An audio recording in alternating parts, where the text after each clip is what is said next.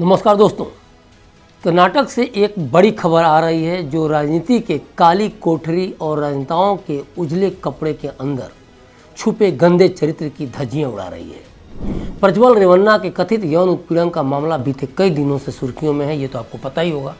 और इस मामले में कई महिलाओं के वीडियो सामने भी आए हैं जो इस समय पूरे कर्नाटक में फैल गए हैं।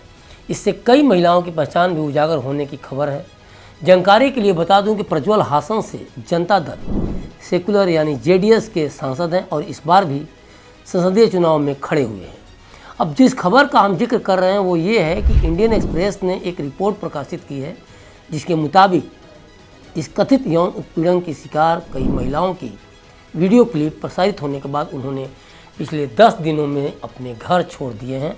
इंडियन एक्सप्रेस लिखता है कि हासन जिले की इन महिलाओं का वीडियो में पहचान सामने आने के बाद अपने ही कस्बे गांव में रहना मुश्किल हो गया है, जिसके चलते उन्हें अपने परिवार के साथ घर तक छोड़ने को मजबूर होना पड़ा है। पूरे मामले पर क्लिक इंडिया ने पहले भी रिपोर्ट प्रकाशित की थी जिसमें काफ़ी डिटेल में जानकारी दी गई थी। इस मामले में हर दिन कुछ नया निकल कर सामने आ रहा है। काफ़ी विरोध के बाद प्रज्वल रेवन्ना को तो पार्टी से निकाल दिया गया था। पूरे मामले की जाँच कर्नाटक सरकार ने एसआईटी को सौंप दी है। प्रज्वल के बारे में बताया जा रहा है कि वे जर्मनी चले गए हैं। ताज़ा अपडेट ये है कि विधायक एचडी रेवन्ना को एसआईटी ने एक महिला के अपहरण के मामले में 4 मई को गिरफ्तार किया है। उन पर आरोप है कि उन्होंने महिला को एसआईटी के पास जाने से रोकने की कोशिश की। जानकारी हो कि प्रज्वल जिस हासन से सांसद हैं वो जेडीएस का गढ़ माना जाता है और प्रज्वल के परिवार का यहाँ काफ़ी दबदबा है। प्रज्वल पूर्व प्रधानमंत्री एचडी देवेगौड़ा के पोते हैं और हासन में प्रज्वल के परिवार का कितना दबदबा है इसका अंदाज़ा इसी बात से लगाया जा सकता है कि हासन से 20 किलोमीटर दूर हैगरे गांव में एक दुकानदार ने इंडियन एक्सप्रेस को बताया कि हासन का पूरा जिला एचडी रेवन्ना के नियंत्रण में है।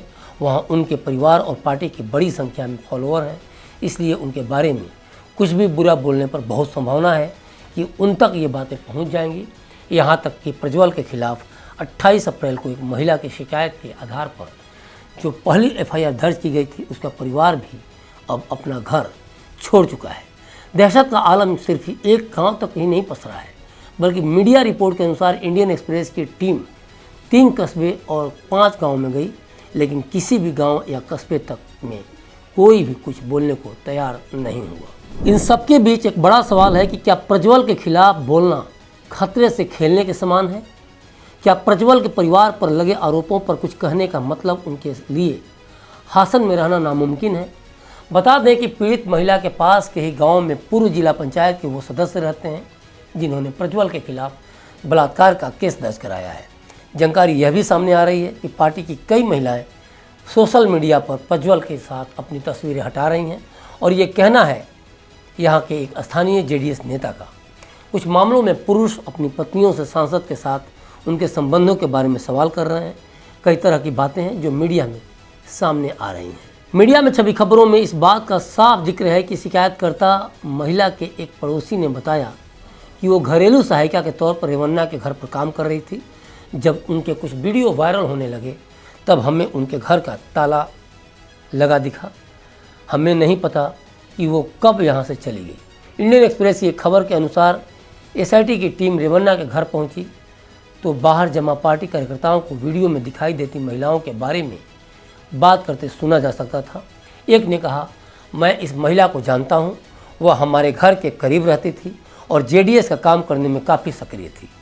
उनके घर पर ताला लगा हुआ है, उनके छोटे छोटे बच्चे हैं।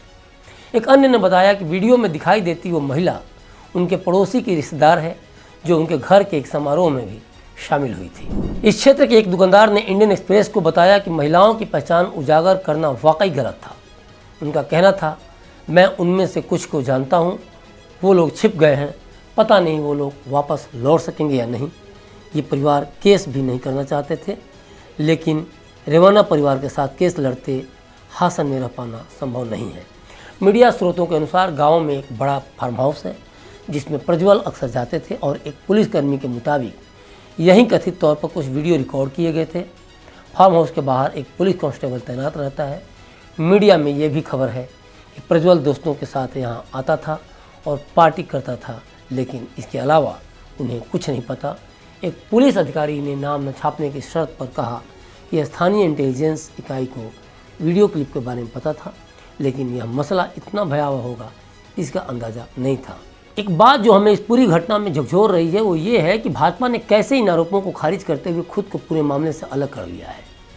भाजपा कह रही है कि इस मामले का संबंध केवल सांसद से है और इसके लिए कानून अपना काम करेगा।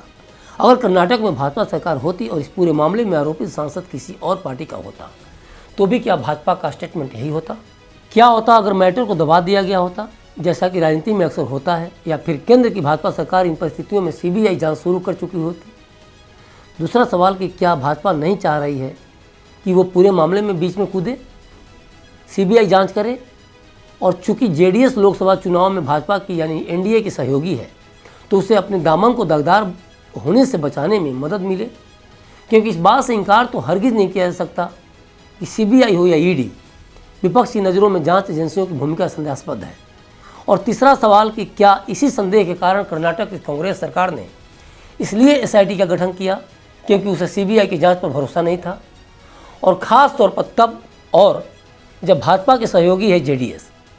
और एक आखिरी सवाल कि कर्नाटक की कांग्रेस सरकार पूरे मामले में दूध की धूली है या सबसे ज़्यादा उसी का कैरेक्टर दगदार है।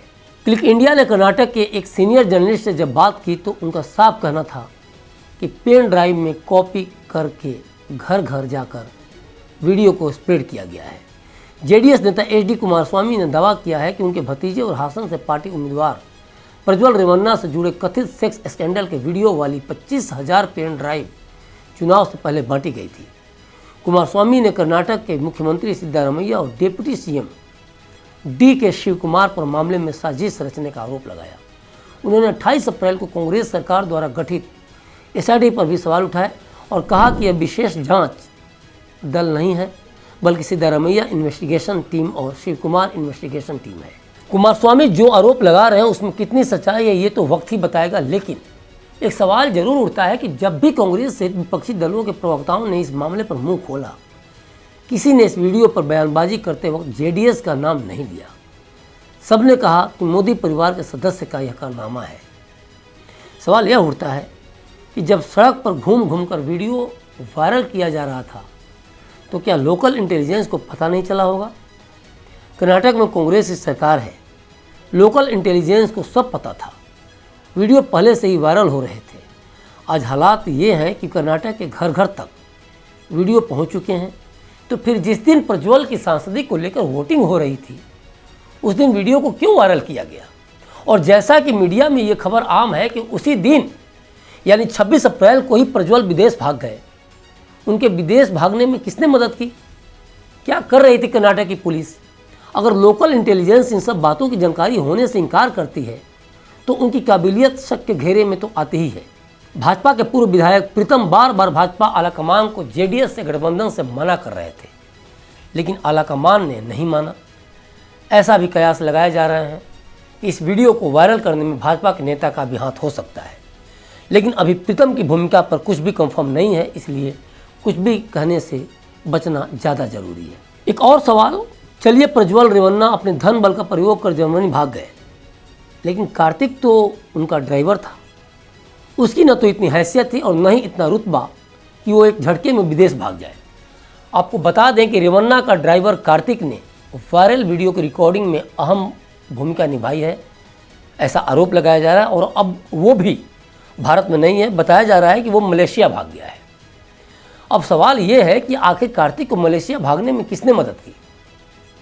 लेकिन इन सबके बीच सबसे इंटरेस्टिंग बात यह है कि 26 अप्रैल के बाद 7 मई को कर्नाटक की बाकी सीटों पर वोटिंग हुई। क्लिक इंडिया ने जब कर्नाटक में कुछ पत्रकारों से वोटिंग का हाल जानने के लिए संपर्क साधा तो उन्होंने कर्नाटक के उत्तरी भाग में मोदी लहर की बात कही, जिसमें रेवन्ना मामला फीका साबित हो रहा है। उनका यह भी कहना था कि अगर विपक्षी दल इस गफलत में है कि रेवन्ना के मैटर से उनको चुनाव में फ़ायदा मिलेगा तो ऐसा कुछ भी नहीं है, क्योंकि रेवन्ना मामले में उनके लिए कुछ भी नया नहीं है। लेकिन सवाल ये उठता है कि कर्नाटक में बीजेपी 25 सीटों पर चुनाव लड़ रही है और उसकी सहयोगी जेडीएस 3 सीटों पर। दूसरी बात कि भाजपा ने साल 2019 के लोकसभा चुनाव में 25 सीटों पर शानदार जीत हासिल की थी।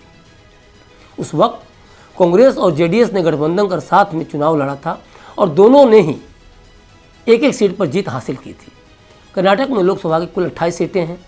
तो क्या जिस मोदी लहर की बात कही जा रही है उसमें बीजेपी की सीटों में बढ़ोतरी होगी? यानी कि बीजेपी किसी भी हाल में 2019 में जीती हुई 25 सीटों पर काबिज तो रहेगी ही, साथ में और सीटें हासिल कर सकती है। बता दें कि 2019 में बीजेपी तब 25 सीटें जीती थी जब उसके पक्ष में लहर था और राज्य में उसकी सरकार थी। आज हालात विपरीत हैं। एक तो कुछ ही महीने पहले संपन्न राज्य विधानसभा चुनाव में कांग्रेस ने बीजेपी को सत्ता से बाहर कर खुद सत्तासीन है, और दूसरी बात कि रेवन्ना मामला जिसका असर ज़्यादा नहीं तो 2-3 सीटों पर होना तो तय है। ओवरऑल देखा जाए तो कर्नाटक इस बार बड़ा फैसला लेगा और ये राजनीतिक पार्टियों को भी पता है, लेकिन क्या फैसला लेगा इसकी हवा किसी को नहीं लग रही। और यही कारण है कि अपने अपने तरीके से पार्टियां चुनाव में जोर आजमाइश करती रहीं। तो अभी तक के लिए बस इतना ही। देखते रहिए क्लिक इंडिया और मुझे दीजिए इजाज़त। शुक्रिया।